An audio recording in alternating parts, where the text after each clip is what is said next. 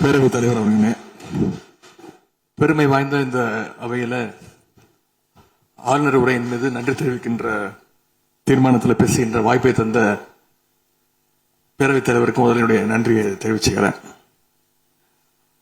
அதுமாதிரி நம்முடைய மாண்பு முதலமைச்சர் அவர்களுக்கு திராவிட முன்னேற்ற கழகத்துடைய சட்டமன்ற உறுப்பினர்கள் அனைவரின் சார்பாகவும் எங்களுடைய பிறந்தநாள் வாழ்த்துக்களையும் நான் தெரிவிச்சுக்கிறேன்.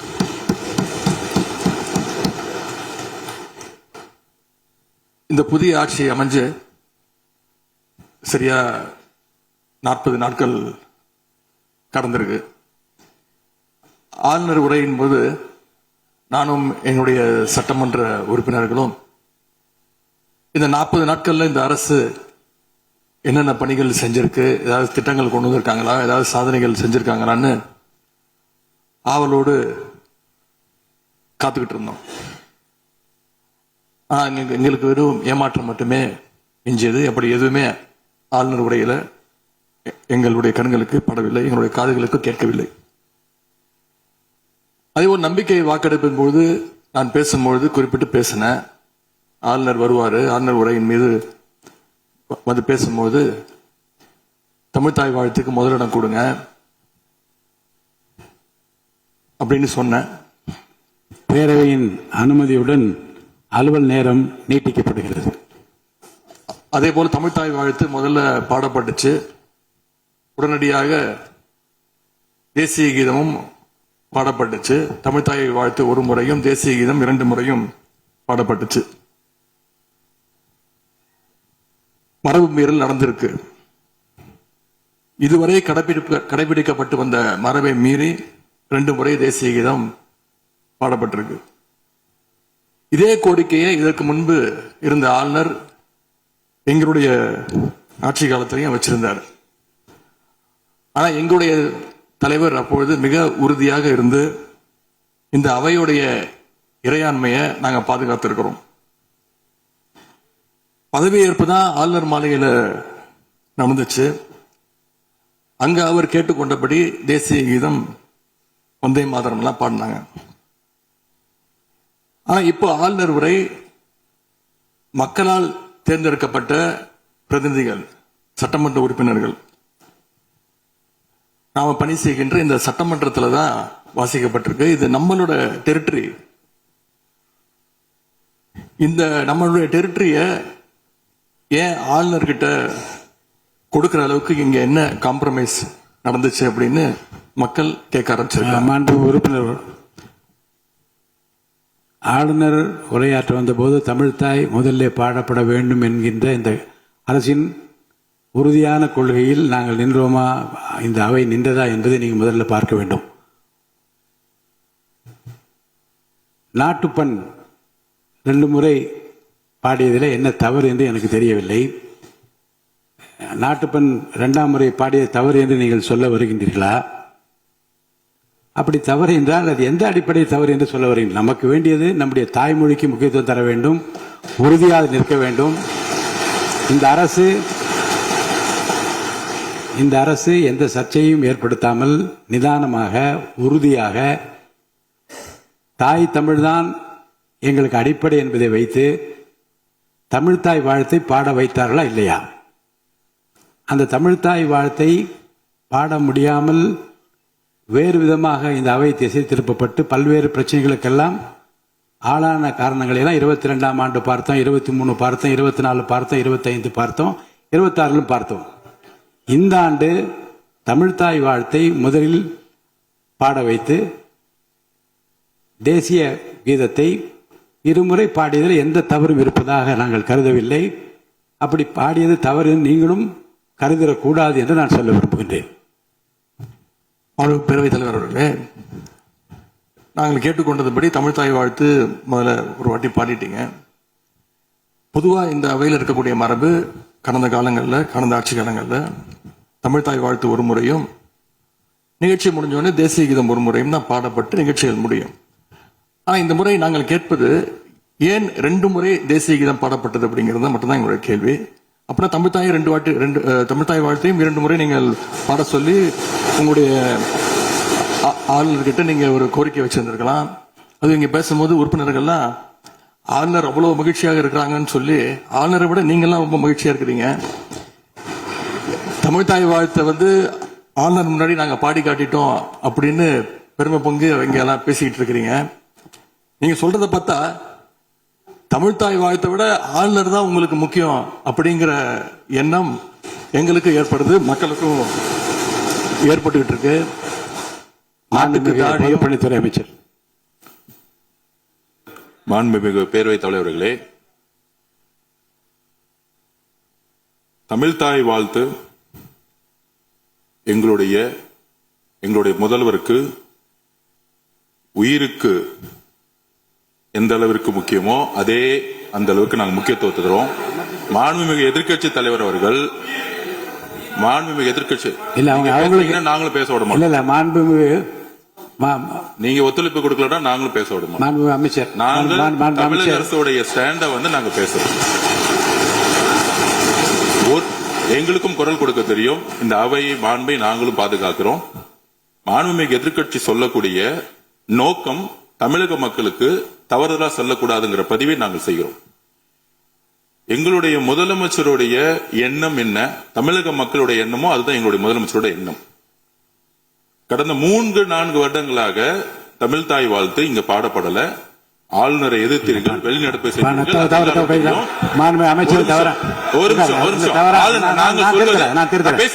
பேசி முடிக்கிறேன். ஆளுநர் முன்பு ஆளுநர் முன்பு மாண்புமிகு அமைச்சர்கள் ஒண்ணு தமிழ்தாய் வாழ்த்து பாடப்பட்டது. இல்ல நான் சொன்னது, நான் கருத்து என்னன்னா ஆளுநர் முன்பு பாடப்பட்டது கிடையாது. அதுதான் நான் சொல்ல வரேன். நான் பேசிடுறேன். ஆளுநர் புறக்கணித்தார், அதற்கு பின்பு பாடப்பட்டது.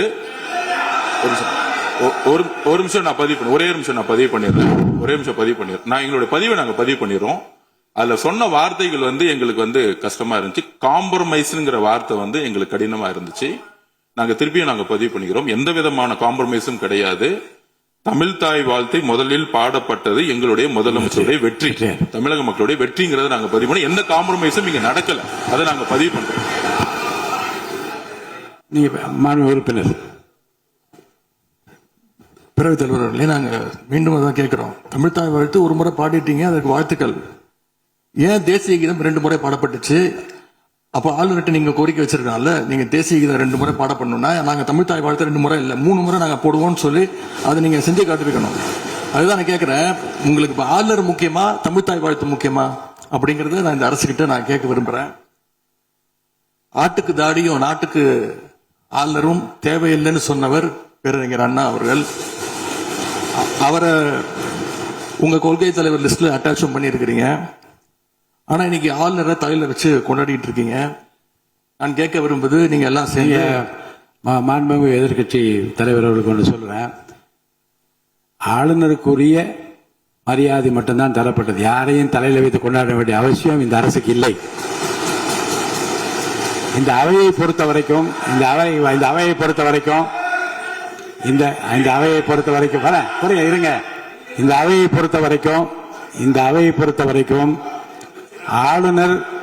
ஆளுநர் இங்கே வருகை தருகிற போது உரிய முறையில் மரியாதையும், இந்த அவையினுடைய விருப்பத்திற்கேற்ப, அவைத் தலைவரின் விருப்பத்திற்கு ஏற்பதான் நிகழ்வு நடைபெறும் என்பதையும் உறுதியாக நின்று தமிழ்தாய் வாழ்த்தை முதலில் பாட வைத்து, தமிழ்தாய் வாழ்த்துக்கு பிறகு தேசிய கீதம் 1 முறை அல்ல 2 முறை பாடப்பட்டது. அதில் எந்த விதமான தவறும் கிடையாது. அதில் வந்து உள்நோக்கு கற்பிப்பது தவறு என்று நான் கூறுகின்றேன்.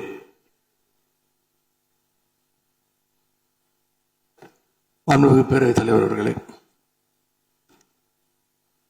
கலா யதார்த்தத்துக்கும் ஆளுநர் உரைக்கும் மிகப்பெரிய வித்தியாசம் இருக்கின்றது. மிகப்பெரிய வேறுபாடு எங்களுக்கு தெரிகின்றது. ஆளுநர் உரை என்பது அரசனுடைய கொள்கைகளை, திட்டங்களை, விஷன் அண்ட் மிஷன் ஸ்டேட்மெண்ட் அப்படின்னு சொல்லுவாங்க. அதன்படி அமைந்திருக்க வேண்டும். ஆனா இந்த அரசனுடைய ஆளுநர் உரையில இருக்கக்கூடிய அனைத்து கண்டென்ட்டுமே ஆளுங்கட்சியினர் சோசியல் மீடியால ரீல்ஸ் போடுறதுக்கு உதவுமே தவிர ரியல் பிரச்சனைகளுக்கு கை கொடுப்பதாக, உதவுவதாக, எந்த சொல்யூஷனும் தருவதாக எங்களுக்கு தெரியவில்லை. வழக்கமாக எதிர்க்கட்சி தலைவர்கள், எதிர்க்கட்சிகள் ஆளுங்கட்சிகளுடைய நிறை குறைகளை பேசுறது வழக்கம். அதுதான் எதிர்க்கட்சியுடைய பொறுப்பு, அதுதான் கடமை. ஆனா இப்ப இருக்கக்கூடிய ஆளுங்கட்சியை விமர்சனம் செய்யறதுல முந்தைய எதிர்க்கட்சிகளை விட எங்களுக்கு அதிக பொறுப்பும் அதிக உரிமையும் இருக்கு அப்படின்னு நாங்க நம்புறோம். அதுக்கு காரணம், எங்களுடைய கூட்டணி கட்சியாக இருந்து எங்களுடைய உடன்பிறப்புகளுடைய வாக்குகளை வெற்றி பெற்றவர்களுடைய ஆதரவுல தான், எங்களுடைய தயவுல தான் இன்னைக்கு இந்த அரசு நடந்துகிட்டு இருக்கு என்பதை நீங்கள் கருத்தில் கொள்ள வேண்டும். இன்னும் சொல்ல போனா, நாங்க இன்னைக்கு எதிர்கட்சியில் வரிசையில் மட்டும் இல்ல, ஆளுங்கட்சி வரிசையிலும் எங்களுடைய வாக்குகள் அமர்ந்திருக்கு. ஆனால் நான் மீண்டும் ஏற்கனவே சொன்னது மாதிரி, நாங்க வெறும் எதிரி கட்சியாக இல்லாமல் ஒரு ஆக்கப்பூர்வமான எதிர்கட்சியாக செயல்பட விரும்புகின்றோம். அந்த நிலைமையில இன்னைக்கு பல்வேறு பிரச்சனைகளை எடுத்து வைக்க விரும்புகின்றேன். முதல்ல, கடந்த 2 மாதங்களாக எங்களுடைய வேண்டுகோளை ஏற்று கலைஞர் மகளிர் உரிமை தொகையை 15ஆம் தேதி கரெக்டா மகளுடைய அக்கவுண்ட்ல போட்டதுக்கு எங்களுடைய நன்றியை நாங்கள் தெரிவிச்சுக்கிறோம். அதே போல எங்களுடைய தலைவர் அவர்களால் தொடங்கப்பட்ட முதலமைச்சர் காலை உணவு திட்டம் 1ஆம் வகுப்பிலிருந்து 5ஆம் வகுப்பு வரைக்கும் நாங்கள் கொடுத்துட்டு இருந்தோம். அதை வர செப்டம்பர் மாதத்திலிருந்து தந்தை பெரியாருடைய பிறந்த நாள்ல இருந்து 8ஆம் வகுப்பு வரைக்கும் நீங்க நீட்டிக்க போவதாக செய்திகள் பார்த்தேன். எனவே எங்களுடைய திட்டத்தை நீங்கள் இன்னைக்கு எக்ஸ்டெண்ட் பண்ணியிருக்கிறதுக்காக மீண்டும் எங்களுடைய பாராட்டுகளையும் நன்றிகளையும் முதல்ல நான் தெரிவிச்சுக்கிறேன். ஆனா எங்களுடைய முதலமைச்சர் அவர்கள் தொடங்கின நான் முதல்வன் திட்டத்தை நீங்க முடக்கிற முயற்சியில இறங்கியிருக்கீங்கன்னு கேள்விப்பட்டோம். தமிழ்நாட்டில் இருக்கக்கூடிய ஒவ்வொரு இளைஞர்களும் அவங்களுடைய துறைகள்ல நான் முதல்வன் அப்படின்னு உருவாகணும் தான் எங்களுடைய தலைவர் இந்த திட்டத்தை கொண்டு வந்தாங்க. இந்த நான் முதல்வன் திட்டத்தில் மட்டும் பாத்தீங்கன்னா, கடந்த 4 வருடங்கள்ல 41 லட்சம் மாணவர்கள் இதுல டைரக்டா பெனிஃபிட் அடைஞ்சிருக்கிறாங்க. நான் முதல்வன் திட்டத்தின் மூலம் பள்ளிக்கூடம் செல்கின்ற மாணவர்களுக்கு அடுத்து அவங்களுடைய ஹையர் ஸ்டடிஸ் என்ன, எப்படி படிக்கணும், எந்த கோர்ஸ் எடுக்கணும் அப்படின்னு அவங்களுக்கு கைடன்ஸ் கொடுத்துருக்கிறோம். அதே மாதிரி உயர்கல்வி படிக்கின்ற மாணவர்களுக்கு எங்க போய் வேலைக்கு சேரணும், அவங்களோட எம்ப்ளாய்மெண்ட் ஸ்டெபிலிட்டியை நாங்க ஸ்ட்ரென்த் பண்ணிருக்கோம்.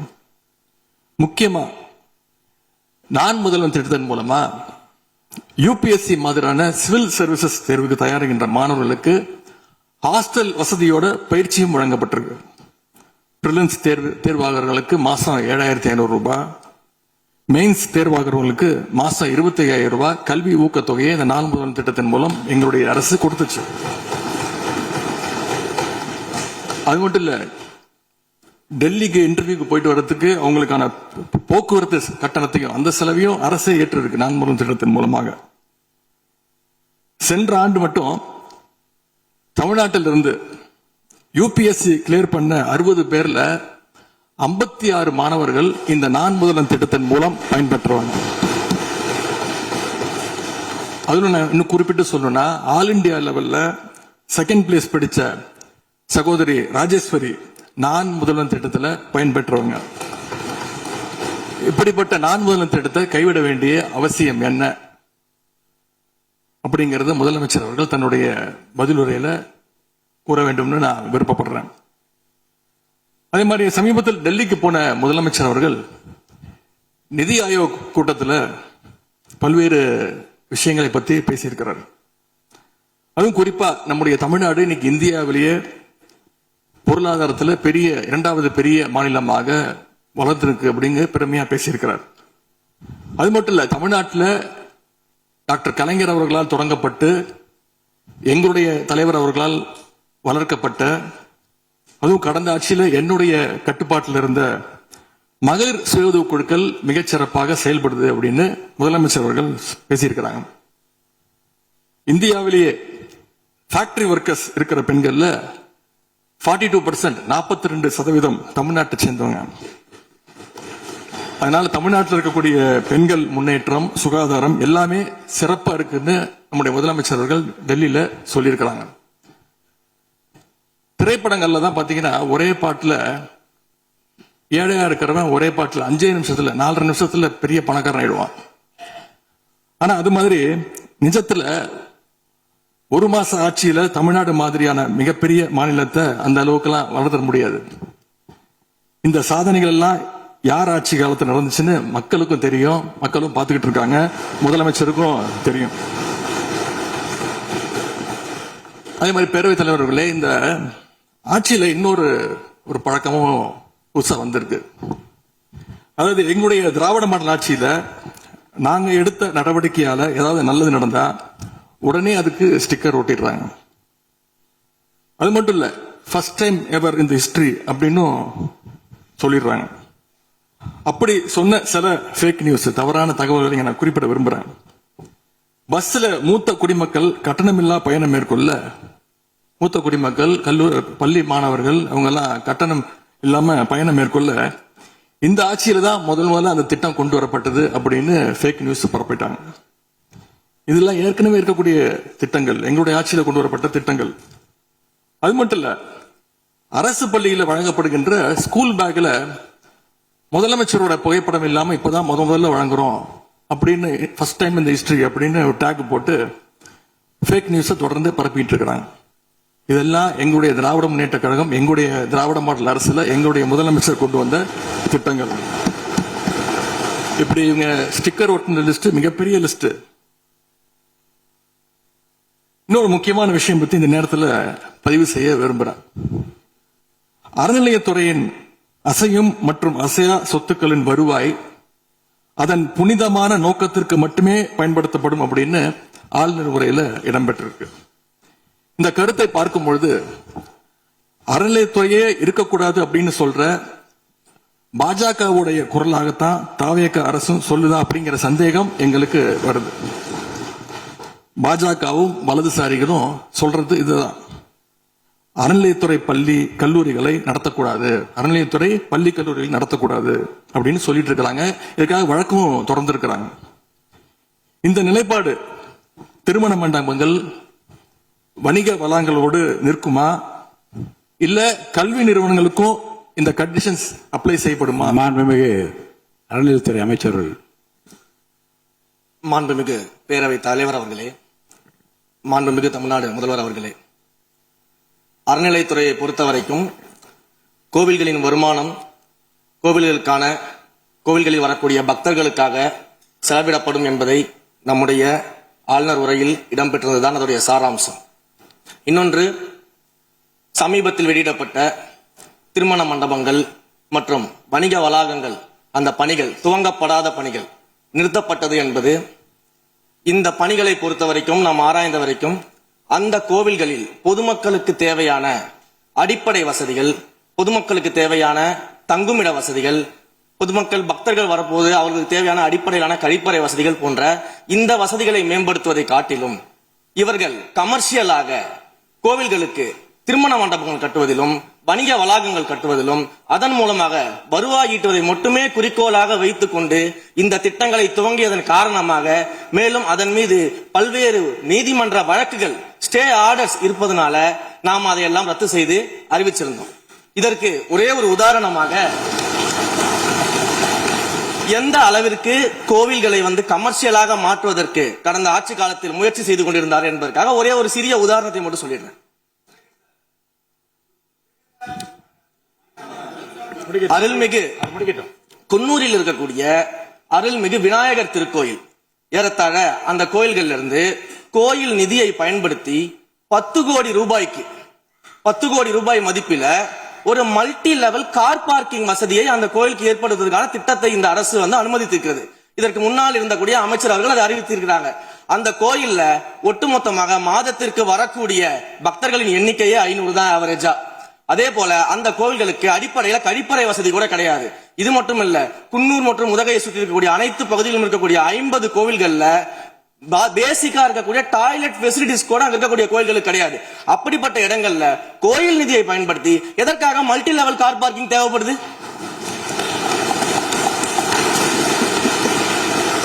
இப்ப இது கமர்ஷியல் திட்டங்கள் இல்லையா? கோவில் நிதியை இப்படி கமர்ஷியலாக பயன்படுத்துவதற்கு எதிராக தான் நாம இந்த திட்டங்களை எல்லாமே தடுத்து, இந்த திட்டங்கள் தேவையில்லை, அதற்கு பதிலாக நம்முடைய அரசாணையிலே வெளியிட்டிருக்கிறோம். மிக தெளிவாக கடைசி வரியை படித்து பார்த்தால் எல்லாருக்கும் தெரியும். இந்த கோவில் நிதியை பயன்படுத்தி கோவிலும் பக்தர்களும் பயன்படக்கூடிய வகையில மாற்று திட்டங்களை உருவாக்கும்ன்ற வரியை நம்ம மென்ஷன் பண்ணியிருந்தோம். எந்த இடத்திலையுமே மக்கள் பயன்படக்கூடிய கல்வி நிலையங்களையோ இல்ல இது போன்ற மருத்துவ வசதிகளையோ நாம செய்து தர மாட்டோம்னு சொல்லல. இன்னும் சொல்ல போனா கடந்த 5 ஆண்டுகள்ல ஒன்றிய அரசின் நிதி உதவியோடு பழனியில பாத்தீங்கன்னா ஒரு சித்த மருத்துவமனை கட்டுவதற்கான நிதி உதவியை ஒன்றிய அரசு தருவதற்கு தயாராக இருந்தது. ஆனா கடந்த ஆட்சியில அந்த திட்டத்தை அப்படியே கிடப்புல போட்டுட்டு கேட்டா ரெக்கரிங் செலவை எங்களால ஏத்துக்க முடியாது அப்படின்னு சொல்லி கிடப்புல போட்டு வச்சிருந்த இந்த திட்டத்தை நாம இன்றைக்கு கையில் எடுத்து அதை துவங்குவதற்கான ஆய்வில் இறங்கியிருக்கிறோம். அப்ப எந்த இடத்திலையுமே மக்கள் பயன்பெறக்கூடிய திட்டங்களை நாம தடுக்கவும் இல்ல, நாம யாருக்கும் பி டீமாக இருந்து வேலை செய்ய வேண்டிய அவசியமும் இல்ல. கோயில்களின் நிதியை ஒரு காலமும் கமர்ஷியலாக பயன்படுத்த வேண்டிய அவசியமும் மாண்புமிகு தமிழ்நாடு முதலமைச்சர் தலைமையிலான தமிழக வெற்றிக் கழகத்தின் ஆட்சிக்கு தேவையும் இல்லை. மாண்புமிகு உறுப்பினர் சேகர் பாபு. மாண்புமிகு பேரவைத் தலைவர் அவர்களே, இந்து சமய அறநிலைத்துறை கொடைகள் என்ற ஒரு சட்டம் இருக்கின்றது. அந்த சட்டத்தில் விதி 69 என்ற குறிப்பிடப்பட்டிருக்கின்ற அந்த பணிகள் சட்ட விதிகளுக்கு உட்பட்டு சட்டத்தின் 36 பிரிவிலிருந்துதான் இந்த பணிகள் மேற்கொள்ளப்பட்டன. குறிப்பாக ஏதோ அமைச்சரே முடிவு செய்து திருமண மண்டபங்களையும் வணிக வளாகங்களையும் ஏற்படுத்துவதற்கு உத்தரவிட்டதாக மாண்புமிகு அமைச்சர் அவர்கள் அவைக்கு உண்மைக்கு புறம்பான தகவலை தந்து கொண்டிருக்கின்றார். ஒவ்வொரு திட்டங்களும் அன்றைய காலகட்டத்தில் இருந்த சட்டப்பேரவை உறுப்பினர்களுடைய பரிந்துரையின் அடிப்படையில், சட்டப்பேரவை உறுப்பினர்கள் கேட்டுக்கொண்டதற்கு அடிப்படையில் தான் அனைத்து திட்டங்களும் அந்த காலகட்டங்களில் கொண்டு வரப்பட்டது. அதோடு மட்டுமல்ல, உறுப்பினர் அவர்கள் குறிப்பிட்டு கூறினார், குன்னூரிலே மல்டி லெவல் கார் பார்க்கிங் கொண்டு வரப்பட்டது என்று. அங்கே இருக்கின்ற 56 கோயில்களையும் நான் குன்னூரிலே 5 நாட்கள் ஊட்டியிலே முகாமிட்டு அனைத்து கோயில்களுக்கும் நேரடியாக சென்று ஆய்வு செய்தோம். அந்த ஆய்வின் அடிப்படையில் அந்த திருக்கோயில்களுக்கு வருகின்ற பக்தர்களுடைய அடிப்படை தேவைகளுக்கு வருமானத்தை உயர்த்துவதற்காக குன்னூருக்கு சுற்றுலாவிற்கு வருகின்ற மக்களுடைய வாகனங்கள் போதிய அளவிற்கு பார்க்கிங்களுக்கு இடமில்லாமல் தவிர்க்கின்ற சூழ்நிலையில் அங்கே மல்டி லெவல் பார்க்கிங் கொண்டு வந்தால் நகராட்சி பரிந்துரையின் அடிப்படையில் வருமானம் பெருகும். அந்த வருமானம் திருக்கோயில்களுடைய மேம்படுத்துகின்ற பணிகளுக்கு உதவும் என்பதற்காகத்தான் அந்த பணிகளை மேற்கொண்டோம் என்பதை மாண்புமிகு அமைச்சர் அவர்களுக்கு இப்போது யார் அறிவுறுத்தி, ஒரு நிமிஷம், யார் அறிவுறுத்தி இந்த அரசாணையை வெளியிட்டிருக்கின்றாரோ அவர்தான் அப்பொழுது ஆணையாளராக இருந்தபோது இதே அறிவுறுத்தின் பேரில் அரசாணையை வெளியிட்டிருக்கிறார் என்பதை பேரவைத் தலைவருக்கு, பேரவைத் தலைவர் வாயிலாக அமைச்சருக்கு தெரிவித்துக் கொள்கிறேன். மேலும் அவர் கூறுவதற்கு எனக்கு பாயிண்ட் ஆஃப் ஆர்டரில் பதில் கூறுவதற்கு அனுமதிக்க வேண்டும். மாண்புமிகு பேரவைத் தலைவர் அவர்களே, குன்னூரில் இருக்கக்கூடிய அந்த விநாயகர் கோயிலுக்கு சொந்தமான இடத்துல மல்டி லெவல் கார் பார்க்கிங் அமைப்பதற்கு ஏற்கனவே அங்க இருக்கக்கூடிய நகராட்சி நிர்வாகம் ப்ரப்போசல் வழங்கிய போது அந்த நகராட்சி நிர்வாகத்திடம் நம்முடைய நிலத்தை குத்தகைக்கு கொடுத்து அதன் மூலமாக இருக்கக்கூடிய வருவாயை வைத்துக் கொண்டு நாம் முடிந்த வரையில் நம்முடைய கோயில்களுக்கு தேவையான அடிப்படை வசதிகளை நாம் செய்து கொடுக்கலாம். ஆனால் கோயில் நிதியவே 10 கோடி எடுத்து அங்க மல்டி லெவல் கார் பார்க்கிங் எந்த விதமான பொதுமக்களும் பக்தர்களும் கேட்கல. பக்தர்களும் பொதுமக்களும் கேட்பதெல்லாம் கோயிலுக்கு உள்ளே சென்று மனநிறைவோடு தரிசனம் செய்துவிட்டு வெளியே வரும்பொழுது அவர்களுக்கு தேவையான அடிப்படை வசதிகளை தான் பக்தர்கள் கேட்டுக் கொண்டிருக்கிறார்கள். அதை செய்தாலே போதுமானது. மாண்புமிகு எதிர்க்கட்சி தலைவர் பேசுகிறீங்க. மாண்பு போதுங்க, நீங்க சொன்னீங்க விளக்கம் சொல்லி திருப்பி இதை நான் அனுமதிக்க முடியாது. மாண்புமிகு எதிர்க்கட்சி தலைவர் பேசுங்க. வேண்டாம், போதும், நிறைய நீங்க பதில் சொல்லிட்டீங்க. பாருங்க, மல்டி லெவல் கார் பார்க்கிங் தேவைன்னு இல்லைன்னு சொன்னாரு, ஏன் போட்ட நீங்க சொல்லிட்டீங்க. அதோட விவாதம் முடிந்தது. மாண்புமிகு எதிர்க்கட்சி தலைவர் பேசுங்க. நீங்க திரும்ப எதுக்கு பாயிண்ட் பாடுற? இனிமே எதிர்க்கட்சி தலைவர் பேசி முடிக்கிற வரைக்கும் குறுக்கீடுகள் அவசியம் இருந்தால் அனுமதிப்பேன், அனுமதிக்க முடியாது. எதிர்க்கட்சி தலைவர் பேசலாம். ஒரு குற்றச்சாட்டு இல்ல, அவர் விளக்கம் தான் சொன்னார். என்ன குற்றச்சாட்டு சொன்னாரு? அவர் விளக்கம் சொல்லிட்டாரு. மாண்பு எதிர்க்கட்சி தலைவர் நீங்க பேசலாம். இனி மாண்பு எதிர்க்கட்சித் தலைவர் பேசி முடிக்கிற வரைக்கும் எந்த குறுக்கீடுகளுக்கும் நான் அனுமதிக்க முடியாது. அவசியம் ஏற்பட்டால் விதிகள் உட்பட்டு அனுமதிக்க வேண்டிய உரிமை எனக்கு இருக்கிறது. இப்போது மாண்பு எதிர்க்கட்சித் தலைவர் பேசலாம். சொல்லிட்டீங்க, நீங்க பதில் பாருங்க. அவர் சொன்ன உடனே நீங்க பதில் சொல்லிவிட்டீர்கள். குற்றச்சாட்டு அல்ல, விளக்கம் சொன்னார் அவரு. 10 கோடி ரூபாய்க்கு வந்து இந்த இடத்துல 10 கோடி ரூபாய்க்கு கோயில் பணத்தை எடுத்து ஏன் பயன்படுத்தினீங்க, அது வேற எதுக்கு பக்தர்களுக்கு பயன்படுத்தி விளக்கம் சொன்னார். அவ்வளவுதான். குற்றச்சாட்டு எப்படி வராது?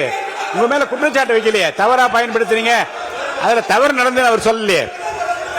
அதை குற்றச்சாட்டாக எடுத்துக்கொள்ள முடியாது, விளக்கமாகத்தான் எடுத்துக்கொள்ள முடியும். மாண்புமிகு எதிர்க்கட்சி தலைவர் அவர்கள் பேசலாம்.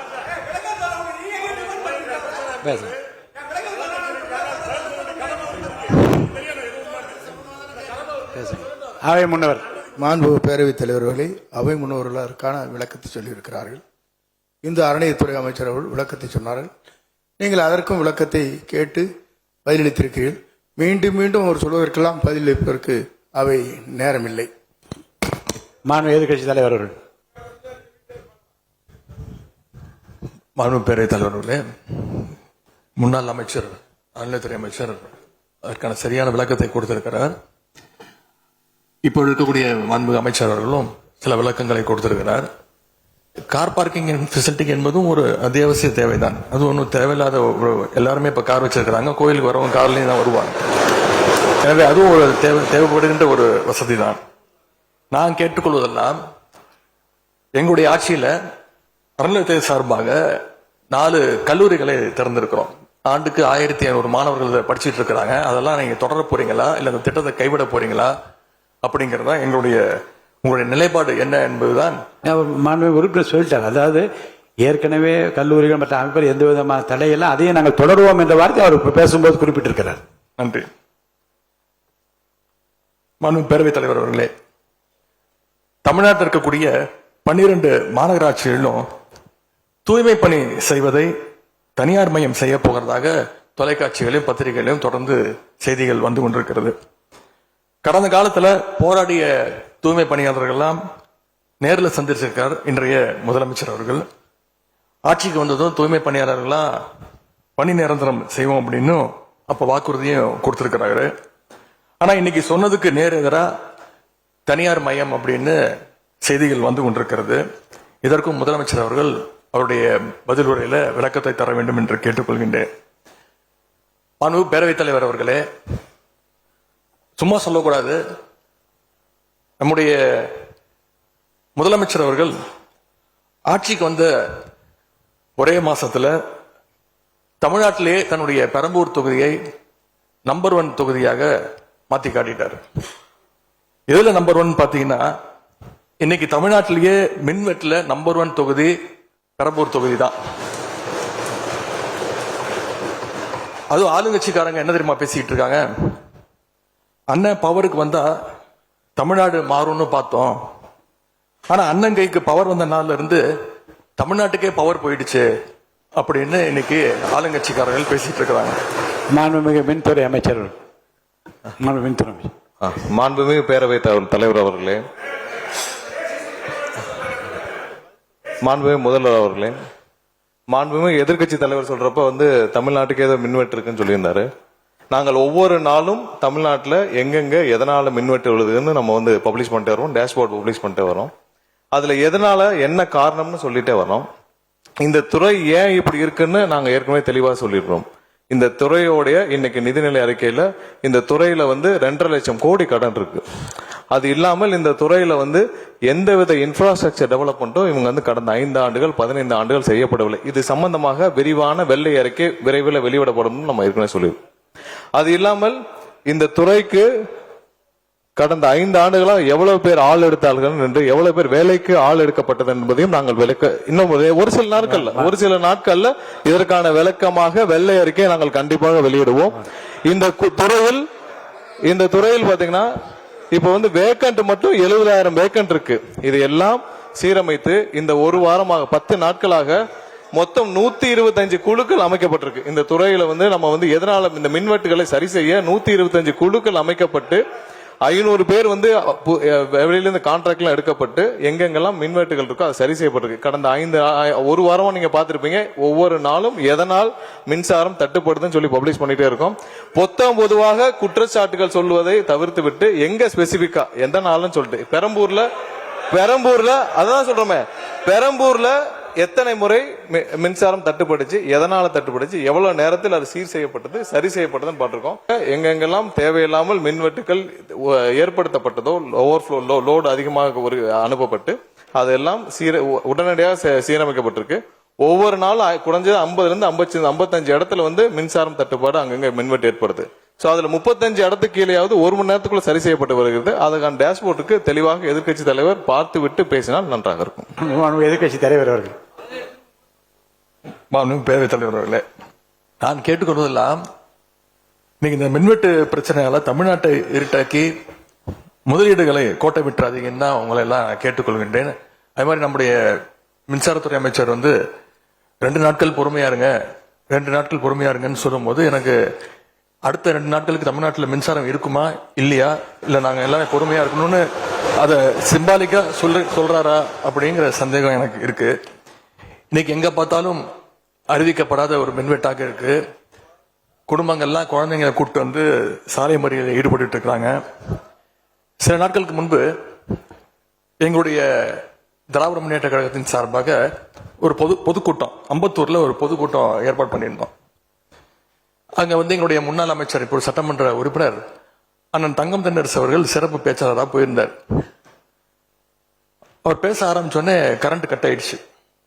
30 நிமிஷம் வரைக்கும் காத்திருந்து நாங்க என்ன பண்ணிட்டோம், பொதுக்கூட்டத்தை அரசுக்கு எதிரான ஒரு ஆர்ப்பாட்டமா மாத்தி, கரண்டே வரல, ஆர்ப்பாட்டமா நடத்தி முடிச்சிட்டோம்.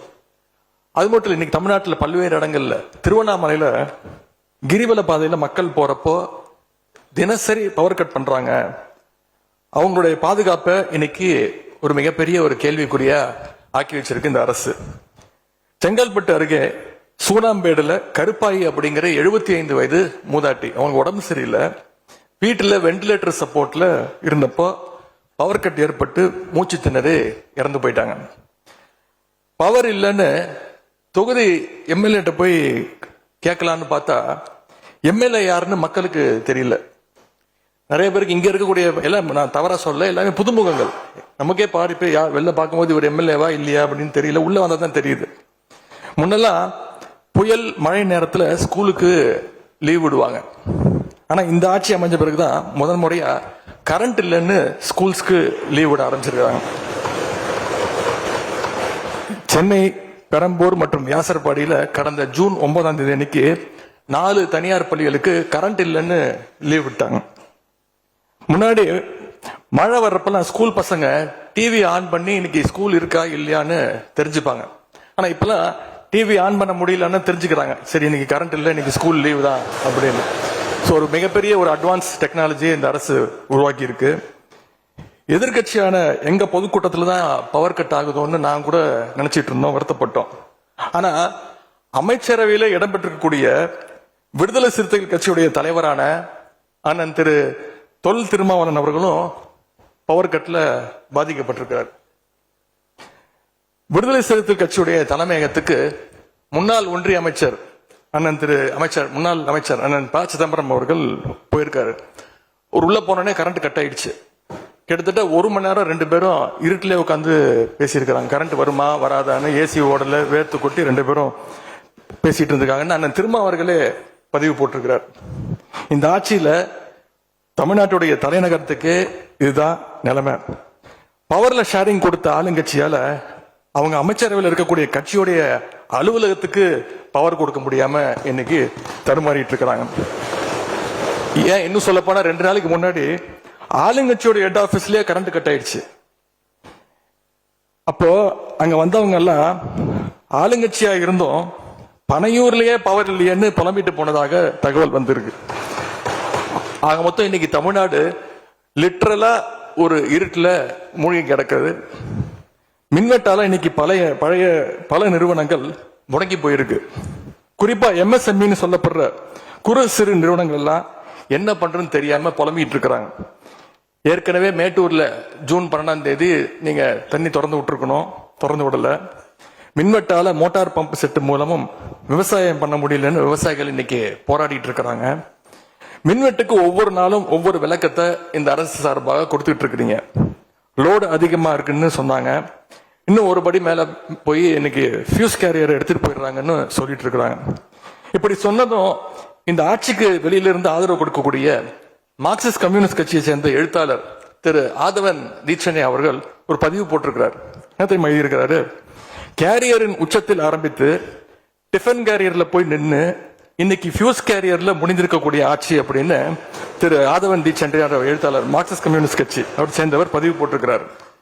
பவர் கட்டுக்கு இவங்க சொல்ற காரணங்கள் எதையுமே மக்கள் ஏத்துக்கலன்னு தெரிஞ்சதும் இவங்களோட வழக்கமான ஒரு ஆயுதத்தை கையில் எடுத்துட்டாங்க. என்ன தெரியுமா அது ஆயுதம்? எல்லாத்துக்கும் திமுக தான் காரணம் அப்படின்னு சொல்றது. இப்ப பவர் கட்டுக்கும் திமுக தான் காரணம்னு சொல்ல ஆரம்பிச்சுட்டாங்க.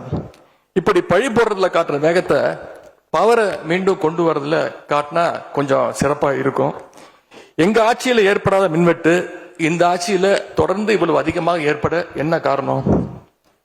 அரசுடைய நிர்வாக திறமையின்மையா, இல்ல உண்மையிலேயே ஏதாவது டெக்னிக்கல் இஷ்யூஸ் இருக்கா? அப்படி ஏதாவது இருந்தா அதை தீர்க்க இந்த அரசுக்கு இன்னும் எத்தனை நாள் தேவைப்படும்? இந்த நிலைமை தொடராம இருக்க என்ன நடவடிக்கை எடுக்க போறீங்கன்னு முதலமைச்சர் அவர்கள் தன்னுடைய பதிலுரையில சொல்லணும். ஒரே ஒரு ஆறுதல், ஒரே ஒரு மகிழ்ச்சியான செய்தி என்னன்னா, ஆளுநர் உரையின் பொழுது சட்டமன்றத்தில் பவர் கட் ஆகல. அதுக்கு இந்த அரசை பாராட்டலாம்னு நான் நினைச்சேன். அப்படி நினைக்கும் போது பாத்தீங்கன்னா சட்டசபை நிகழ்ச்சியை லைவ்ல கட் பண்ணிட்டாங்க. இன்னைக்கு லைவ்ல வந்துட்டு இருக்கா அப்படின்னு எனக்கு தெரியல, கொடுத்திருக்கிறதா சொன்னாங்க. மனு பேரவைத் தலைவர் அவர்களே, எங்களுடைய திராவிட மாடல் ஆட்சி நடந்தப்போ 5 வருஷமும் நாங்க குறுவை சாகுபடிக்காக மேட்டூர்ல இருந்து சொன்ன தேதியில தண்ணீர் திறந்து விட்டுருக்கிறோம். ஆனா புதிய அரசு ஆட்சிக்கு வந்திருக்கக்கூடிய இந்த சமயத்துல மேட்டூர் அணையில நீர் திறக்கிற அளவுக்கு அங்க தண்ணீர் இல்லை. குறிப்பா ஜூன் மாசத்துல 9.91 டிஎம்சி தண்ணீரை தமிழ்நாட்டுக்கு திறந்து விடணும்னு காவிரி நதிநீர் மேலாண்மை ஆணையம் கர்நாடகாவுக்கு உத்தரவு போட்டது. ஆனா இந்த நிமிஷம் வரைக்கும் அந்த உத்தரவை கர்நாடகா நிறைவேற்றல. அதை நிறைவேற்ற முதலமைச்சர் என்ன செய்ய போறாருன்னு பதிலுரையில சொல்லணும். அதேபோல் டெல்டாவில் 6 லட்சம் ஹெக்டர் அளவுக்கு குறுவை சீசன்ல குறுவை சாகுபடி ஆகும்.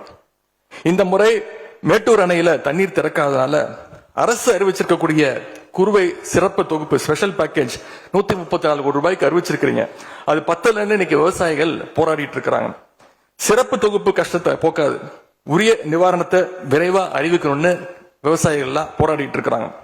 அதனால் டெல்டா விவசாயிகளின் சார்பாக ஒரு கோரிக்கையை முதலமைச்சர் அவர்களுக்கு வைக்க விரும்புகிறேன். தமிழ்நாடு முழுக்க போராடிட்டு இருக்கக்கூடிய அனைத்து விவசாய சங்க பிரதிநிதிகளையும் அழைச்சு முதலமைச்சர் அவசரமாக ஒரு ஆலோசனை கூட்டத்தை நடத்த வேண்டும். காலதாமதம் இல்லாம விரைவா அந்த கூட்டம் நடத்தப்பட வேண்டும்னு கோரிக்கை வைக்கிறேன். அவங்களுடைய கோரிக்கைகளை நிறைவேற்றி கொடுக்கிறதுக்கான அனைத்து நடவடிக்கைகளையும் அரசு எடுக்க வேண்டும். விவசாயிகளுக்கு இன்னொரு பெரிய பிரச்சனையும் ஏற்பட்டிருக்கு. தேர்தலுக்கு முன்பு நீங்க சொன்ன வாக்குறுதி 5 ஏக்கர் வரைக்கும் நிலம் வச்சிருக்க விவசாயிகளுக்கு முழுமையான பயிர்க்கடி தள்ளுபடின்னு நீங்க தான் சொன்னீங்க. ஆனா விவசாயிகளை இன்னைக்கு சிறு குறு விவசாயிகள்னு பிரிச்சு அதுலயே நிறைய ஸ்லாப்ஸ் ஏற்படுத்தி வச்சிருக்கிறீங்க. 1 லட்சம் அளவுக்கு கடன் வாங்கி இருந்தா 5000 ரூபாய் வரைக்கும் தான் தள்ளுபடி கிடைக்கும் அப்படின்ற நிலைமையை இன்னைக்கு உருவாக்கி இருக்கீங்க. அதுக்கப்புறம் அதுலயும் ஒரு சேஞ்ச் கொண்டு வந்தீங்க. 75,000 ரூபாய் வரைக்கும் வாங்கினவங்களுக்கு முழு தள்ளுபடின்னு சொல்லியிருக்கிறீங்க. இப்போ அதுல இன்னொரு சேஞ்ச் என்னன்னா, ஒரே குடும்பத்தில் உள்ள 3 நபர்கள் வரை கடன் பெற்றிருந்தாலும் தற்பொழுது ஒரு குடும்ப அட்டைக்கு ஒரு வேளாண் கடன் மட்டுமே தள்ளுபடி செய்ய அரசாணை வழங்கப்பட்டிருக்கு. எங்களுடைய ஆட்சியில, கடந்த கால ஆட்சிகள்ல இதெல்லாம் முழு தள்ளுபடி கொடுத்திருக்கிறோம். எனவே அதையும் இந்த விவசாயிகளை இதுக்கு மேல குழப்பாம இந்த அரசு முடிவெடுக்க வேண்டும் என்று நான் கேட்டுக்கொள்கின்றேன். அரசினுடைய இந்த ஏமாற்று அறிவிப்பை கண்டிச்சு போராட்டம் நடத்தின விவசாயிகள் மேல தடியடியும் நடத்தியிருக்கீங்க. தேர்தல் பிரச்சாரத்தின் போது முதலமைச்சர் சொன்னாரு, எனக்கு இன்னொரு ஜென்மம் இருந்தா நான் விவசாயியா பிறக்கணும்னு ஆசைப்படுறேன்னு முதலமைச்சர் சொல்லியிருக்கிறார். ஆனா இன்னொரு பக்கம் விவசாயிகள் மேல தடியடியும் நடத்தியிருக்கீங்க. விவசாயியா பிறக்க இன்னொரு ஜென்மம்லாம் தேவையில்லை, எப்ப நினைச்சாலும் போய் விவசாயி ஆயிடலாம். ஆகவே வெற்று வார்த்தைகளால விவசாயிகளை ஏமாத்தாம இந்த அரசு செயல்படணும்னு நாங்க விரும்பி கேட்டுக்கொள்கின்றோம். மேட்டூர் அணையை திறக்காது, மேகதாது அணை பிரச்சனை, பயிர்க்கடன் தள்ளுபடியில ஏமாற்றம்னு இந்த 1 மாசத்துல மட்டும் விவசாயிகள் பல சோதனைகளை சந்திச்சிருக்கிறாங்க. பேரவைத் தலைவர் அவர்களே, இன்னொரு முக்கியமான விஷயம், இந்த ஆட்சியில அரசு பள்ளிகளில் நடக்கிற கூத்தெல்லாம் பார்க்கும்போது ரொம்ப அதிர்ச்சியாக இருக்கின்றது. முன் எப்போதும் இல்லாத வகையில அரசு பள்ளிகளுக்குள்ள சட்டமன்ற உறுப்பினர்கள் போறாங்க. தப்பில்ல, போகணும், ஆய்வுகள்லாம் செய்யணும். ஆனா பள்ளி மாணவர்கள் மத்தியில மோசமான கருத்துக்களை கொண்ட பாடல்களை எல்லாம் ஒளிபரப்பி எல்லாரும் டான்ஸ் ஆட சொல்றாங்க. முதலமைச்சரோட போட்டோ மாற்றுறதோ பாடல் போடுறதோ இங்க பிரச்சனை கிடையாது. ஆனா அவங்க என்ன பாட்டை மாணவர்கள் மத்தியில போடுறாங்க அப்படிங்கிறது தான் இங்க இருக்கக்கூடிய பிரச்சனை. மாணவர்களுக்கு தன்னம்பிக்கையும் ஊக்கமும் அளிக்கிற மாதிரியான கருத்தான பாடல்களை போட்டா பரவாயில்ல. ஆனா சினிமா படங்கள்ல வர குத்து பாடல்கள், தவறான அர்த்தம் கொண்ட பாடல்கள் எல்லாம் குழந்தைகள் மத்தியில ஒளிபரப்பி அதை ஏற்கவே முடியாது. எனவே முதலமைச்சர் தலையிட்டு உடனே இதை நிறுத்தணும்னு கேட்டுக்கொள்கின்றேன். அடுத்து மிக முக்கியமான ஒரு பிரச்சனை இந்த அரசின் கவனத்துக்கு கொண்டு வர விரும்புகிறேன். இன்னைக்கு தமிழ்நாட்டுடைய சட்டம் ஒழுங்கு நிலைமை எப்படி இருக்குன்னு செய்திகளை பார்த்தா அவ்வளவு கொடூரமாக இருக்கிறது. ஒரு மாசத்துல 200க்கும் மேற்பட்ட பாலியல் குற்றங்கள் நடந்திருக்கு. அதுல 100க்கும் அதிகமான குற்றங்கள் சிறுமிகள் மீதான பாலியல் வன்கொடுமைகள். ஜனநாயக நடைமுறைக்கு எதிராக குழந்தைகளை பயன்படுத்தி பெரியவங்க கிட்ட வாக்கு கேட்டார் என்று இருக்கக்கூடிய முதலமைச்சர்.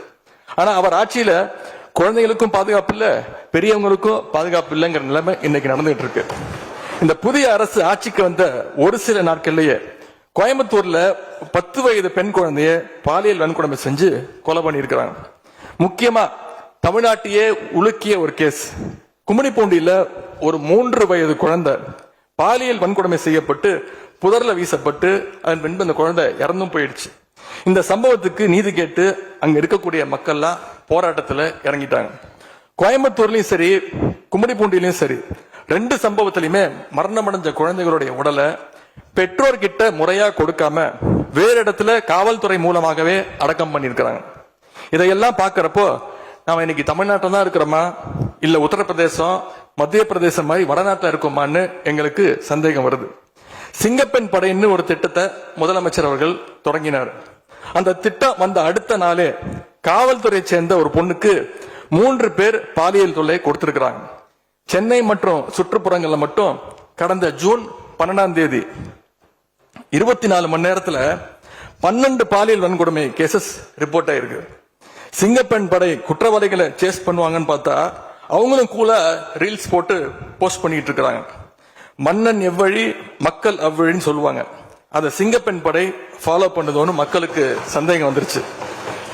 இந்த ஒரு மாசத்துல நடந்த குற்ற சம்பவங்களை எல்லாம் எடுத்து பார்த்தா பெரும்பாலான குற்றவாளிகள் ஆளுங்கட்சியை சேர்ந்தவங்களாவே இருக்கிறாங்க. இவங்க ஆட்சிக்கு வந்து தொகுதியா போய் தொகுதி வாரியா போய் நலத்திட்ட உதவிகளா செய்வாங்கன்னு பார்த்தா அவங்க கட்சிக்காரங்க தொகுதி வாரியா போய் பாலியல் வன்கொடுமையில ஈடுபட்டு இருக்கிறாங்க. ஆளுங்கட்சியுடைய ஆலந்தூர் பகுதி செயலாளர் தயவுசெய்து மொத்த பொதுவாக நீங்க பேசுவது நான் ஏற்றுக்கொள்ள முடியாது. இல்ல அது சும்மா ஆதார் பாருங்க, மொத்த பொதுவாக எல்லாரும் உட்காருங்க. இல்லைங்க, அங்கொன்று இருங்க. அங்கொன்றும் இங்கொன்றுமாக சில நிகழ்வுகள் நடந்திருந்து அதில் ஆளுங்கட்சி இருந்திருந்தால் கூட மாண்பு முதலமைச்சர் நடவடிக்கை எடுத்துட்டு செய்தியில் வந்து கொண்டுதான் இருக்கு. நான் பத்திரிகைகளை பார்க்கிறேன். அதனால் குறிப்பிட்டு இந்த இடத்தில் இந்த கட்சிக்காரர் என்று நீங்கள் பெயர் குறிப்பிட்டு பேசினா அதை ஏற்றுக்கொள்வதில் எனக்கு ஆட்சேபனை இல்லை. பொதுவாக பேசுவதை தவிர்க்க வேண்டுகிறேன். அவை குறிப்பிட்டு அது மட்டும் நீக்கப்படுகிறது. ஆளுங்கட்சியுடைய ஆலந்தூர் பகுதி செயலாளர் பேர் குறிப்பிட்டு சொல்றேன். கணவரால் கைவிடப்பட்ட ஒரு பெண்ணுக்கு ஆலந்தூர் பகுதி செயலாளர் கணவரால் கைவிடப்பட்ட ஒரு பெண்ணுக்கு பண உதவி செய்யறேன்னு சொல்லி அவங்க பாலியல் ரீதியா துன்புறுத்த முயற்சி பண்ணியிருக்கிறார். சேலத்துல இன்னொரு பொள்ளாச்சி சம்பவம் மாதிரி ஆளுங்கட்சி ஆதரவாளரான மணிகண்டன் என்னும் நபர் 50க்கும் அதிகமான பெண்களை பாலியல் வன்கொடுமைக்கு ஆளாக்கி இருக்கிறார். திருவாரூர்ல ஆளுங்கட்சியுடைய திருத்துறைப்பூண்டி ஒன்றிய செயலாளர் கல்லூரி மாணவியை ஈவ்டீசிங் பண்ணி இப்ப கம்பி எண்ணிட்டு இருக்கிறார். இது எல்லாத்துக்கும் மேல ஒரு கொடுமை, தூத்துக்குடியில ஆளுங்கட்சியை சேர்ந்த ஒரு அப்பாவி பெண்ணை 2 ஆளுங்கட்சி ஆட்கள் கார்ல அழைச்சிட்டு போய் மயக்க மருந்து கொடுத்து கூட்டு பாலியல் வன்கொடுமை கேங் ரேப் பண்ணியிருக்காங்க. இந்த சம்பவத்தை பத்தி பேசின பாதிக்கப்பட்ட பெண் திருவைகுண்டம் சட்டமன்ற உறுப்பினர் திரு சரவணன் சொல்லித்தான் அழைத்து செல்லப்பட்டதாக டிவியில பேட்டி கொடுத்திருக்கிறாங்க. எல்லா மேலிடத்துக்கு தெரியும் அப்படின்னு பாதிக்கப்பட்ட பெண் பேட்டி கொடுத்திருக்கிறாங்க. யார் அந்த மேலிடம் அப்படின்னு இன்னைக்கு மக்கள் கேட்க ஆரம்பிச்சிருக்கிறாங்க. தனக்கு நேர்ந்த கொடுமையை ஆளுங்கட்சியினுடைய அமைச்சர்கள் 2ஆம் கட்ட 3ஆம் கட்ட தலைவர்கள் கிட்ட சொன்னதாகவும் பாதிக்கப்பட்ட பெண் இன்னைக்கு சொல்லியிருக்கிறாங்க. ஆனா நடந்தது என்ன? யார் தப்பு பண்ணாலும் நடவடிக்கை எடுக்க தயங்க மாட்டேன்னு சொன்னார் நம்முடைய முதலமைச்சர். ஆனா இந்த சம்பவத்துல குற்றம் சாட்டப்பட்டுள்ள சட்டமன்ற உறுப்பினர் மேல என்ன நடவடிக்கை எடுத்தாங்கன்னு தெரியல. அதுக்கு மாறா பாதிக்கப்பட்ட பெண்ணை கட்சியிலிருந்து நீக்கி இருக்கீங்க. இதுக்கு பேர் தான் மாற்றமா? இதுக்கு பேர் தான் தூய சக்தியா அப்படின்னு மக்கள் கேட்கிறாங்க. மாண்பு முதலமைச்சர் அவர்களே, மாண்பு பேரவைத் தலைவர் அவர்களே, நம்முடைய முதலமைச்சர் அவர்கள் 6 மாசம் டைம் எடுத்துட்டு வந்து சட்டம் ஒழுங்க நிலைநாட்டுற வரைக்கும் நாங்க காத்துக்கிட்டு இருக்க முடியாது, நாடும் தாங்காது. இத பத்தி கேள்வி எழுப்பினா கூட காவல்துறைக்கு பொறுப்பு வைக்கக்கூடிய முதலமைச்சர் எதுவும் பேச மாட்டேங்கிறார். To remain silent in the face of evil is itself evil அப்படின்னு ஒரு பழமொழி உண்டு. அது யாருக்கு பொருந்ததோ இல்லையோ இந்த அரசுக்கு சரியாக பொருந்தது. ஆகவே முதல் வேலையா சட்டம் ஒழுங்கை காப்பாற்றுறதுக்கு முக்கியத்துவம் கொடுத்து இந்த அரசு நடவடிக்கை எடுக்கணும்னு கேட்டுக்கொள்கிறேன். மாண்புமிகு எதிர்க்கட்சி தலைவர் அவர்கள் ஆளுநர் உரைக்கு நன்றி தெரிவித்து ஆளுநர் உரை பற்றி பேசுவார் என்று உங்களைப் போல நான் ஆர்வமாக எதிர்பார்த்துக் கொண்டிருக்கிறேன். ஆதாரம் இல்லாமல் குற்றச்சாட்டுகளை தவிர்க்க வேண்டும் என்று நான் கேட்டிருக்கிறேன். நீங்கள் கொடுத்திருக்கிற அந்த ஆதாரங்களை எல்லாம் உன்னிப்பாக மாண்புமிகு முதலமைச்சர் கவனித்துக் கொண்டுதான் இருக்கிறார், குறிப்புகளை எடுத்துக் கொண்டிருக்கிறார். அவர் நாளை உங்களுக்கென்று நமக்கென்று அவர் பதிலளிக்கவும் காத்திருக்கிறார். எனவே பொதுவாக குற்றச்சாட்டுகளை கூறுவதை விடுத்துவிட்டு நேரடியாக விவாதத்திற்கு வரும்போது மாண்புமிகு பொதுப்பணித்துறை அமைச்சர்கள் பதில் சொன்ன பிறகு நான் சொல்கிறேன். பொதுப்பணித்துறை அமைச்சர் அவர்கள்.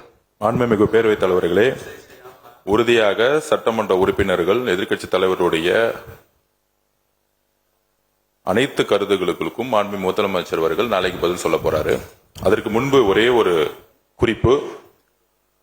ஏன்னா போன ஆட்சியில துணை முதலமைச்சரா எதிர்க்கட்சி தலைவர் இருந்தாரு. அவருக்கு ஒரு பதிவு பண்றேன், வேணாலும் இதை இந்த அவை முடிந்த பிறகு அவரே ஆராய்ந்து சொல்லட்டும்.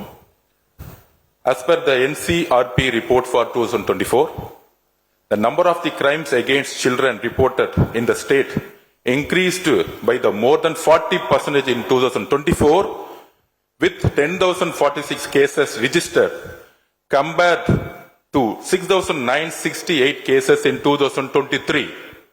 அன்றைக்கு திராவிட முன்னேற்ற கழகத்துடைய முதலமைச்சராக இருந்த திரு மு.க. ஸ்டாலின் அவர்களுடைய ஆட்சியில், நீங்கள் டெப்டி சிஎம்மாக இருந்த ஆட்சியில் 2023 இருந்து 2024க்குள் ஒரு வருடத்தில் 40% போஸ்கோ ஆக்ட், அதாவது குழந்தைகளுக்கு பாதிப்பு ஏற்பட்டது.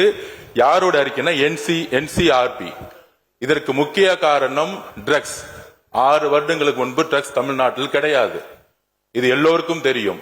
ஆனால் இந்த 5 வருடத்தில் ட்ரக்ஸுக்கான பிரச்சனைகளை எத்தனை முறை ரிவ்யூ மீட்டிங் போட்டு சரி செய்யப்பட்டது. அன்று டெப்டி சிஎம் இருந்தவர் இந்த 40% கிட்டத்தட்ட 6,968 இருந்து 10,046 காசா இன்க்ரீஸ் ஆயிருக்கு. உங்களுடைய ஆட்சியில எந்த நேரத்தில் டெப்டி சிஎம் இருந்து இந்த போஸ்கோ வழக்குகளை நீங்கள் ரிவ்யூ மீட்டிங் பண்ணி குறைச்சீர்கள்? நாங்கள் இந்த 40 நாள்ல கடுமையாக ரிஃபார்ம்ஸ் பண்ணிட்டு இருக்காரு எங்களோட முதலமைச்சர். ஒட்டுமொத்த காவல்துறை ரிஃபார்ம்ஸ் ஒர்க் நடந்துட்டு இருக்கு. அதுல சிங்கப்படைன்னு ஒரு கேலி கிண்டல் பேசுற மாதிரி பேசிட்டு இருக்கீங்க. அதுக்கான ரிஃபார்ம்ஸ் பண்றதுக்கு என்ன டைமோ அந்த டைம் எடுத்துட்டு ஒர்க் பண்ணிட்டு இருக்கோம். காவல்துறையுடைய ஒட்டுமொத்த ட்ரக்ஸ் இஷ்யூ கடந்த 5 வருடங்களாக நீங்க சரி செய்யல. அந்த ட்ரக்ஸை எதிர்கொள்றவங்க தான் ரேப் பண்ணப்படுறாங்க. நீங்க சொல்றீங்க தமிழக வெற்றி கழகத்தோட ஆளுங்கட்சின்னு. திராவிட முன்னேற்ற கழகத்துல எத்தனை பேர் 2 வயசு குழந்தைகளை ரேப் பண்ண திராவிட முன்னேற்ற கழகம்? ஆதாரம் இல்லாம நீங்களும் ஆதாரம் இல்லாம சொல்லக்கூடாது. ஆதாரம் இருக்கு. பேரை சொல்லுங்க, ஊரை சொல்லுங்க, எந்த வழக்கு போலீஸ் ஸ்டேஷன் சொல்லுங்க. நீங்க சொல்லக்கூடாது. பேரவைத் தலைவர்களே, ஆதாரத்தை நாளைக்கே நான் சப்மிட் பண்றேன். நாளைக்கே சப்மிட் பண்றோம். அதாவது நாங்கள் பதிவு பண்ணுவது, நாங்கள் என்ன இல்ல நான் பேசி முடிச்சிடுறேன். நாங்க பேசி முடிச்சிடுறோம். அதுக்கப்புறம் கருத்து சொல்ல. அதாவது ஒரு கட்சியில நான் பேசி முடிச்சிடுறேன். ஒரு கட்சியில கோடான கோடி மெம்பர்ஸ் இருப்பாங்க. 1 கோடி பேர், அவங்க 2 கோடி பேர் சொல்லுவாங்க. நாங்க அது மாதிரி 1 கோடி பேர் 2 கோடி பேர் சொல்லுவோம். அதுல சில பேர் செய்யக்கூடிய தவறுகளை உடனடியாக கவனித்து வரும் பொழுது யாரெல்லாம் தவறு உடனடியாக கைது செய்யப்பட்டிருக்காங்க. இது திமுக அதிமுக மித்த கட்சி பிரச்சனைகள் கிடையாது. எந்த நபர் தவறு செய்தாலும் கட்சியின் அடிப்படையில் எந்த சட்டம் ஒழுங்கு கிடையாது. எங்களுடைய மாண்புமிகு முதலமைச்சருடைய தலைமையில் சட்டம் ஒழுங்கு நேர்மையான முறையில் மாற்றப்பட்டிருக்கு, கட்சிக்கு அப்பாற்பட்டு. இதை நாங்கள் பதிவு செய்கிறோம். அதனால மாண்புமிகு துணை முதலமைச்சர் அவர்கள் எந்த அளவுக்கு போஸ்கோ கேஸும் ட்ரக்ஸோட இஷ்யூஸும் 2021-26 அதிகமானதுங்கிறத உங்களுடைய ஆய்வை நீங்கள் மேற்கொள்ளுங்கள், எழுதி வைத்துக் கொள்ளுங்கள். 6 மாதத்துக்குள் சட்டம் ஒழுங்கு இந்தியாவில் எந்த அளவிற்கு ஒரு உதாரணமாக இருக்குமோ பெண் பாதுகாப்புக்கும் குழந்தைகள் பாதுகாப்புக்கும் ஒரு நேர்மையான ஆட்சியை எங்கள் தலைவர் கொடுப்பாருங்கிறத நாங்கள் பதிவு பண்றோம். மாண்புமிகு எதிர்க்கட்சி தலைவர் அவர்கள் தனக்கு நேர்ந்த கொடுமையை ஆளுங்கட்சியினுடைய அமைச்சர்கள் 2ஆம் கட்ட 3ஆம் கட்ட தலைவர்கள் கிட்ட சொன்னதாகவும் பாதிக்கப்பட்ட பெண் இன்னைக்கு சொல்லியிருக்கிறாங்க. ஆனா நடந்தது என்ன? யார் தப்பு பண்ணாலும் நடவடிக்கை எடுக்க தயங்க மாட்டேன்னு சொன்னார் நம்முடைய முதலமைச்சர். ஆனா இந்த சம்பவத்துல குற்றம் சாட்டப்பட்டுள்ள சட்டமன்ற உறுப்பினர் மேல என்ன நடவடிக்கை எடுத்தாங்கன்னு தெரியல. அதுக்கு மாறா பாதிக்கப்பட்ட பெண்ணை கட்சியிலிருந்து நீக்கி இருக்கீங்க. இதுக்கு பேர் தான் மாற்றமா? இதுக்கு பேர் தான் தூய சக்தியா அப்படின்னு மக்கள் கேட்கிறாங்க. முதலமைச்சர் அவர்களே, மாண்பு பேரவைத் தலைவர் அவர்களே, நம்முடைய முதலமைச்சர் அவர்கள் 6 மாசம் டைம் எடுத்துட்டு வந்து சட்டம் ஒழுங்க நிலைநாட்டுற வரைக்கும் நாங்க காத்துக்கிட்டு இருக்க முடியாது, நாடும் தாங்காது. இத பத்தி கேள்வி எழுப்பினா கூட காவல்துறைக்கு பொறுப்பு வைக்கக்கூடிய முதலமைச்சர் எதுவும் பேச மாட்டேங்கிறார். To remain silent in the face of evil is itself evil அப்படின்னு ஒரு பழமொழி உண்டு. அது யாருக்கு பொருந்ததோ இல்லையோ இந்த அரசுக்கு சரியாக பொருந்தது. ஆகவே முதல் வேலையா சட்டம் ஒழுங்கை காப்பாற்றுறதுக்கு முக்கியத்துவம் கொடுத்து இந்த அரசு நடவடிக்கை எடுக்கணும்னு கேட்டுக்கொள்கிறேன். மாண்புமிகு எதிர்க்கட்சி தலைவர் அவர்கள் ஆளுநர் உரைக்கு நன்றி தெரிவித்து ஆளுநர் உரை பற்றி பேசுவார் என்று உங்களைப் போல நான் ஆர்வமாக எதிர்பார்த்து கொண்டிருக்கிறேன். ஆதாரம் இல்லாமல் குற்றச்சாட்டுகளை தவிர்க்க வேண்டும் என்று நான் கேட்டிருக்கிறேன். நீங்கள் கொடுத்திருக்கிற அந்த ஆதாரங்களை எல்லாம் உன்னிப்பாக மாண்புமிகு முதலமைச்சர் கவனித்துக் கொண்டுதான் இருக்கிறார், குறிப்பீடு எடுத்துக் கொண்டிருக்கிறார். அவர் நாளை உங்களுக்கென்று நமக்கென்று அவர் பதிலளிக்கவும் காத்திருக்கிறார். எனவே பொதுவாக குற்றச்சாட்டுகளை கூறுவதை விடுத்துவிட்டு நேரடியாக விவாதத்திற்கு வரும்போது மாண்புமிகு பொதுப்பணித்துறை அமைச்சர்கள் பதில் சொன்ன பிறகு நான் சொல்கிறேன். பொதுப்பணித்துறை அமைச்சர் அவர்கள். மாண்புமிகு பேரவைத் தலைவர்களே, உறுதியாக சட்டமன்ற உறுப்பினர்கள் எதிர்க்கட்சி தலைவருடைய அனைத்து கருத்துகளுக்கும் மாண்புமிகு முதலமைச்சர் அவர்கள் நாளைக்கு பதில் சொல்ல போறாரு. அதற்கு முன்பு ஒரே ஒரு குறிப்பு. ஏன்னா போன ஆட்சியில துணை முதலமைச்சரா எதிர்க்கட்சி தலைவர் இருந்தாரு. அவருக்கு ஒரு பதிவு பண்றேன், வேணாலும் இதை இந்த அவை முடிந்த பிறகு அவரே ஆராய்ந்து சொல்லட்டும். As per the NCRP report for 2024, the number of the crimes against children reported in the state increased by the more than 40% in 2024, with 10,046 cases registered compared to 6,968 cases in 2023. அன்றைக்கு திராவிட முன்னேற்ற கழகத்துடைய முதலமைச்சராக இருந்த திரு மு.க. ஸ்டாலின் அவர்களுடைய ஆட்சியில், நீங்கள் டெப்டி சிஎம்மாக இருந்த ஆட்சியில் 2023 2024 ஒரு வருடத்தில் 40% போஸ்கோ ஆக்ட், அதாவது குழந்தைகளுக்கு பாதிப்பு ஏற்பட்டது. யாரோட அறிக்கைன்னா NCRP. இதற்கு முக்கிய காரணம் ட்ரக்ஸ். 6 வருடங்களுக்கு முன்பு ட்ரக்ஸ் தமிழ்நாட்டில் கிடையாது, இது எல்லோருக்கும் தெரியும். ஆனால் இந்த 5 வருடத்தில் ட்ரக்ஸுக்கான பிரச்சனைகளை எத்தனை முறை ரிவ்யூ மீட்டிங் போட்டு சரி செய்யப்பட்டது. அன்று டெப்டி சிஎம் இருந்தவர் இந்த 40% கிட்டத்தட்ட 6,968 இருந்து 10,046 காசா இன்க்ரீஸ் ஆயிருக்கு. உங்களுடைய ஆட்சியில எந்த நேரத்தில் டெப்டி சிஎம் இருந்து இந்த போஸ்கோ வழக்குகளை நீங்கள் ரிவ்யூ மீட்டிங் பண்ணி குறைச்சீர்கள்? நாங்கள் இந்த 40 நாள்ல கடுமையாக ரிஃபார்ம்ஸ் பண்ணிட்டு இருக்காரு எங்களுடைய முதலமைச்சர். ஒட்டுமொத்த காவல்துறை ரிஃபார்ம்ஸ் ஒர்க் நடந்துட்டு இருக்கு. அதுல சிங்கப்படைன்னு ஒரு கேலி கிண்டல் பேசுற மாதிரி பேசிட்டு இருக்கீங்க. அதுக்கான ரிஃபார்ம்ஸ் பண்றதுக்கு என்ன டைமோ அந்த டைம் எடுத்துட்டு ஒர்க் பண்ணிட்டு இருக்கோம். காவல்துறையுடைய ஒட்டுமொத்த ட்ரக்ஸ் இஷ்யூ கடந்த 5 வருடங்களாக நீங்க சரி செய்யல. அந்த ட்ரக்ஸ் எதிர்கொள்றவங்க தான் ரேப் பண்ணப்படுறாங்க. நீங்க சொல்றீங்க தமிழக வெற்றி கழகத்தோட ஆளுங்கட்சின்னு. திராவிட முன்னேற்ற கழகத்துல எத்தனை பேர் 2 வயசு குழந்தைகளை ரேப் பண்ண திராவிட முன்னேற்ற கழகம் ஆதாரம் இல்லாம நீங்களும் ஆதாரம் இல்லாம சொல்லக்கூடாது. ஆதாரம் இருக்கு, ஆதாரம் இருக்கு, ஆதாரம் இருக்கு. பேரை சொல்லுங்க, ஊரை சொல்லுங்க, எந்த வழக்கு, எந்த போலீஸ் ஸ்டேஷன் சொல்லுங்க. ஆதாரம் இல்ல நீங்க சொல்லக்கூடாது. பேரவைத் தலைவர்களே, ஆதாரத்தை நாளைக்கே நான் சப்மிட் பண்றேன். நாளைக்கே சப்மிட் பண்றோம். அதாவது நாங்கள் பதிவு பண்ணுவது, நாங்கள் என்ன இல்ல நான் பேசி முடிச்சிடுறேன். நான் பேசி முடிச்சிடுறேன். நாங்க பேசி முடிச்சிடுறோம், அதுக்கப்புறம் கருத்து சொல்ல. அதாவது ஒரு கட்சியில நான் பேசி முடிச்சிடுறேன். ஒரு கட்சியில கோடானு கோடி மெம்பர்ஸ் இருப்பாங்க. 1 கோடி பேர், அவங்க 2 கோடி பேர் சொல்லுவாங்க. நாங்க அது மாதிரி 1 கோடி பேர் 2 கோடி பேர் சொல்லுவோம். அதுல சில பேர் செய்யக்கூடிய தவறுகளை உடனடியாக கவனித்து வரும் பொழுது யார் யாரெல்லாம் தவறு உடனடியாக கைது செய்யப்பட்டிருக்காங்க. இது திமுக, அதிமுக மித்த கட்சி பிரச்சனைகள் கிடையாது. எந்த நபர் தவறு செய்தாலும் 6 மாதத்துக்குள் சட்டம் ஒழுங்கு இந்தியாவில் எந்த அளவிற்கு ஒரு உதாரணமாக இருக்குமோ, பெண் பாதுகாப்புக்கும் குழந்தைகள் பாதுகாப்புக்கும் ஒரு நேர்மையான ஆட்சியை எங்கள் தலைவர் கொடுப்பாருங்க. நாங்கள் பதிவு பண்றோம். மாண்புமிகு எதிர்க்கட்சி தலைவர் அவர்கள் சொல்லிட்டேங்க. சொல்லி பண்ணிடுறேன். சொல்லியாச்சு, அது ஏற்கனவே சொல்லியாச்சு. பேரவைத் தலைவர்களே, ரிஃபார்ம் பண்ணிட்டு இருக்கீங்கன்னு சொல்றீங்க, பண்ணுங்க. தூத்துக்குடியில் என்ன ஆக்ஷன் எடுத்திருக்கீங்க அதை மட்டும் தெரிஞ்சுக்க விரும்புகிறேன். தூத்துக்குடியில் இப்போ ஒரு இன்சிடென்ட் சொன்னல உங்களுடைய சட்டமன்ற உறுப்பினர், அதுக்கு மட்டும் கொஞ்சம் விளக்கம் கொடுத்தீங்கன்னா நல்லா இருக்கும். அதேபோல தமிழ்நாட்டுக்கு வர வேண்டிய மிகப்பெரிய தொழில் முதலீடுகள் எல்லாம் இன்னைக்கு பக்கத்து மாநிலங்களுக்கு போகிறதாக பத்திரிகையிலையும் மேகசின்ஸ்லையும் தொடர்ந்து செய்திகள் வந்துட்டு இருக்கு. தொழில்துறை கைடன்ஸ் தமிழ்நாடு அமைப்புகள்ல முந்தைய ஆட்சியில் இருந்தக்கூடிய அதிகாரிகளை திடீர்னு மாத்தினதும் ஒரு தவறான முடிவுன்னு நாங்கள் கருதுறோம். இதனால தமிழ்நாடு பாதிக்கப்பட்டிருக்கு அப்படின்னு பத்திரிகைகளை தொடர்ந்து அறிக்கைகள்லாம் வந்துகிட்டு இருக்கு.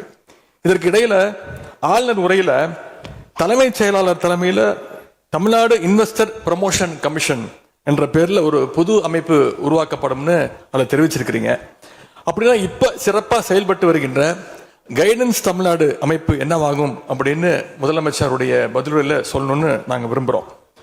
மாண்புமிகு பேரவைத் தலைவர் அவர்களே, இந்த அரசின் முன்னாடி இவ்வளவு பிரச்சனைகள் இருக்கு, ஏகப்பட்ட பிரச்சனைகள் இருக்கு. இதையெல்லாம் தீர்க்க முயற்சி பண்ணாம அடுத்த கட்சி ஆட்களை இழுக்கிற வேலையை தான் நீங்க எல்லாம் முழுவீச்சில் செஞ்சுக்கிட்டு இருக்கீங்க. இந்த அரசின் மீதான நம்பிக்கை வாக்கெடுப்பின் போது நான் குறிப்பிட்டு சொன்னேன், புதுமையான ஆட்சின்னு சொன்னீங்க, கடைசியில் புஷ்பா பட ஆட்சியை கொடுத்துருக்கீங்கன்னு குறிப்பிட்டு பேசியிருந்தேன். அந்த அளவுக்கு குதிரை பேரம் தொடர்ந்து நடந்துகிட்டு இருக்கு. அப்படி பேசின அப்புறமாவது எதிர்க்கட்சி தலைவர் அவர்களுக்கு இந்த குதிரை பேரம், கழுதை பேரம் என்பதை பற்றியெல்லாம் பேசுவதற்கு இடமல்ல. இது ஆதாரம் இல்லாமல் எந்த பேரத்தை பற்றி பேசுவதை நான் அனுமதிக்க முடியாது. நீங்க அடுத்த இதுக்கு போகலாம். 3 சீட்டர் சோஃபா, 3 சீட்டர் சோஃபா இன்னைக்கு 5 சீட்டர் சோஃபாவா அப்கிரேட் பண்ணிருக்கீங்க. ஏற்கனவே சோஃபா அனுப்பி அடுத்த கட்சி ஏற்கனவே சொல்லியாச்சு. இன்ஸ்டாமார்ட்ல பொருட்களை வாங்குற மாதிரி எம்எல்ஏக்களை வாங்கிட்டு இருக்கீங்க, ரிஃபார்ம் பண்ணிட்டு இருக்கீங்க, வாங்கி ராஜினாமா செய்ய வச்சு விட்டுருக்கீங்க. தூத்துக்குடியில என்ன ஆக்ஷன் எடுத்திருக்கீங்க அதை மட்டும் தெரிஞ்சுக்க விரும்புறேன். தூத்துக்குடியில இப்போ ஒரு இன்சிடென்ட் சொன்னல உங்களுடைய சட்டமன்ற உறுப்பினர், எந்த பேரத்தை பற்றி இங்க பேச அனுமதி கிடையாதுன்னு தான் நான் சொல்றேன். அதே போல உதாரணம் சொல்லுங்க, தமிழ்நாட்டுக்கு வர வேண்டிய பேரன் சொல்லுவது தொழில் இன்னொரு பேரம் என்று சொல்லி உறுப்பினர் வந்து சோஃபா பக்கத்து மாநிலங்களுக்கு போகிறதாக பத்திரிகைகளையும் மேகசின்ஸ்லையும் சொல்வதற்கு இந்த அவைக்கு உரிமை உண்டு. ஆனால் சொல்வதில் தொழில்துறை உண்மை இருக்க வேண்டும், தகவல்களுக்கு இங்கே இடமில்லை. முந்தைய ஆட்சியில் இருந்தக்கூடிய அதிகாரிகளை திடீர்னு அர்த்தம் இருக்குல்ல, நீங்க ஏதோ உள்நோக்கத்தோடு சொல்லப்படுற தமிழ்நாடு என்று சொல்வது ஒரு உள்ளர்த்தத்தோடு ஒரு வார்த்தையை சொல்லுகிறீர்கள், நகைத்தும் கொடுக்கிறீர்கள். அப்ப மக்கள் அதை பற்றி நினைப்பார்கள். தலைமைச் செயலாளர் தலைமையில் விளக்கமாக தமிழ்நாடு இன்வெஸ்டர் ப்ரமோஷன் கமிஷன் ஆதாரம் இல்லாமல் சொல்லப்படுகிற எந்த வார்த்தைக்கும் எந்த குறிப்புக்கும் இங்கு இடமில்லை. அப்படின்னா சிறப்பாக செயல்பட்டு வருகின்ற கைடன்ஸ் தமிழ்நாடு அமைப்பு என்னவாகும் அப்படின்னு முதலமைச்சருடைய சொல்லணும்னு நாங்க விரும்புறோம். அதே எம்எல்ஏக்கள், பேரவைத் தலைவர் அவர்களே, மச்சத்தை மட்டும் இந்த அரசின் முன்னாடி இன்னைக்கு தூய செய்ய